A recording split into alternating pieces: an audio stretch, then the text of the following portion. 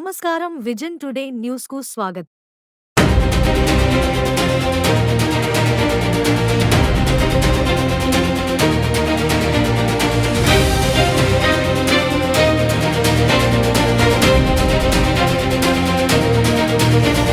మరి అలాగే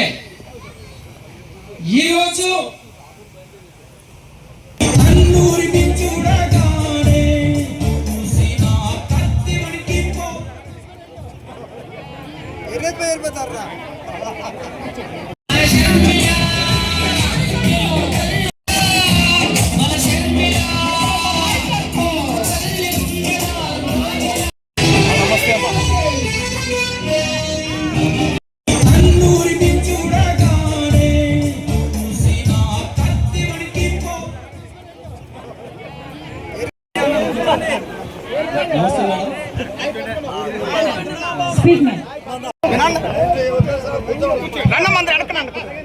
దయచేసి వారికి వివరించండి.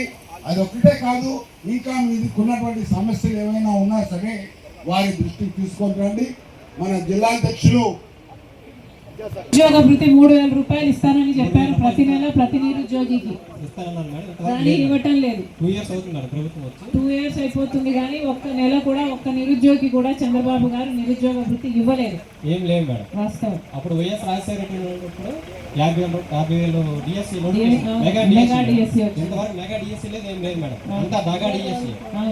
అసలు మెగా డిఎస్సీ అనేది మాట లేదు మేడం. అవును, వాస్తవం అన్న. జగన్మోహన్ రెడ్డి గారి ప్రభుత్వం కూడా ఇవ్వలేదు. అవును, ప్రతి జనవరికి జాబ్ క్యాలెండర్ ఇస్తామని 2 ప్రభుత్వాలు చెప్పాయి, కానీ 2 ప్రభుత్వాలు మోసమే చేశాయి. రాజశేఖర రెడ్డి గారి లాగా మెగా డిఎస్సీ ఇచ్చిన ప్రభుత్వం మళ్ళీ రాలేదు. వ్యతిరేకంగా ఎలాగో మాట్లాడు. జగన్మోహన్ రెడ్డి గారికి ఏ రోగం వచ్చిందో ఆయన కూడా అధికారంలోకి వచ్చినప్పుడు నుండి బీజేపీకి వ్యతిరేకంగా మాట్లాడడం మానేశారు.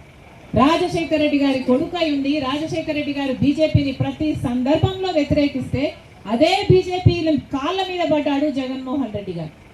కనీసం రాజశేఖర రెడ్డి గారు మొదలు పెట్టిన జలయజ్ఞం ప్రాజెక్టులు కూడా పూర్తి చేయలేకపోయాడు జగన్మోహన్ రెడ్డి గారు. అంటే ఇక జగన్మోహన్ రెడ్డి గారు బీజేపీకి ఎంత బానిసయ్యాడో ఒకసారి అర్థం చేసుకోండి. ఈరోజు మన రాష్ట్రంలో ఈ పార్టీలు ఈ నాయకులు ఎలా తయారు అయ్యారంటే మన రాష్ట్రానికి ఎంత అన్యాయం జరిగినా పర్వాలేదు, అంత ద్రోహం చేస్తున్నారు. ఇది ఎక్కడి న్యాయం అని అడుగుతుంది కాంగ్రెస్ పార్టీ. అందుకే ఈ పథకాన్ని మళ్ళీ యథావిధిగా కాంగ్రెస్ పార్టీ తెచ్చిన పథకం లాగా కేంద్రమే భారం భరిస్తూ గ్రామాలకు అధికారాలు ఇస్తూ ఈ పథకాన్ని నడపాలని డిమాండ్ చేస్తుంది కాంగ్రెస్ పార్టీ. అందులో భాగంగానే ఉపాధి హామీ పరిరక్షణ యాత్రలో భాగంగా రాజశేఖర రెడ్డి బిడ్డ ఈరోజు మీ దగ్గరికి కూడా వచ్చింది ఈ ఉపాధి హామీ పనిని కాపాడుకోవడం కోసం. మీ అందరిలో కూడా చైతన్యం రావాలి. బీజేపీ ఇంత అన్యాయం చేస్తున్నా మన రాష్ట్రంలో ఏ ఒక్క పార్టీ నాయకుడు మాట్లాడడం లేదు.